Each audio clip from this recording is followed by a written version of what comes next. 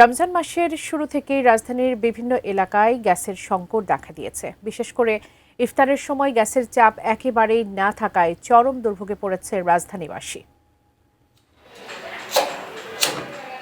গ্যাসের চাপ নেই, চুলা মিটমিট করেও জ্বলে না।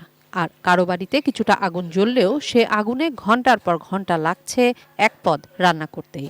লাইনের গ্যাসের টাকা মাসে মাসে গুনতে হলেও বিড়ম্বনা কমাতে বিকল্প ব্যবস্থা করতে হচ্ছে প্রায় সকলেরই। সারাদিনের ভিতর সকালে সেহেরির পরে 5টা থেকে মনে হয় 8টা পর্যন্ত থাকে ভোর টাইমে, আর এদিক রাত 2টা থেকে 3টা 3:30 পর্যন্ত থাকে, আর সারাদিন কোনো গ্যাস থাকে না। কারো ইন্ডাকশন, কারো ওভেন, ইলেকট্রিক চুলা একত্রে, কারো বা বিকল্প লাকড়ির চুলা। তবে যতই বিকল্প থাক না কেন, ভোগান্তি কম নয় কারোরই।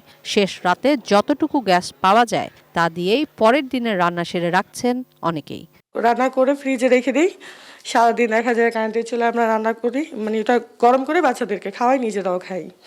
রাজধানীর মিরপুর, বাড্ডা, কুড়িল, বনশ্রী ও পুরান ঢাকা সহ বিভিন্ন এলাকায় গ্যাসের তীব্র সংকট নিয়ে এভাবেই ভোগান্তি পোহাচ্ছেন গ্রাহকরা।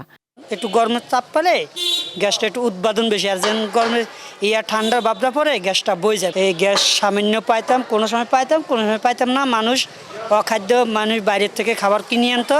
রাজধানী সহ দেশের একাধিক অঞ্চলে গ্যাসের স্বল্প চাপ বিরাজ করায় এর চাপ পড়েছে গ্যাস স্টেশনগুলোতেও। গ্যাস নিতে ঘন্টার পর ঘন্টা লাইনে থাকলেও গ্যাসের চেয়ে হাওয়াই বেশি, অভিযোগ চালকদের।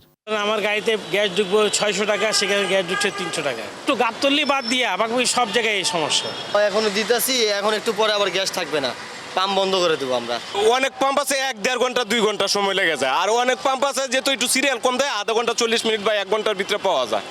দীর্ঘদিন ধরেই গ্যাসের চাপ কম থাকলেও রমজানে পরিস্থিতি আরও অবনতির দিকে গেছে। তাই দ্রুত সমস্যা সমাধানে সংশ্লিষ্ট কর্তৃপক্ষের পদক্ষেপের প্রত্যাশা ভুক্তভোগীদের। রোজার সময় পুরো দিন গ্যাস সরবরাহ নিশ্চিত করা না গেলেও অন্তত প্রয়োজনীয় সময়ে গ্যাসের চাপ স্বাভাবিক রাখার দাবি জানান তারা। কিশোর জাহান, এটিএন নিউজ, ঢাকা।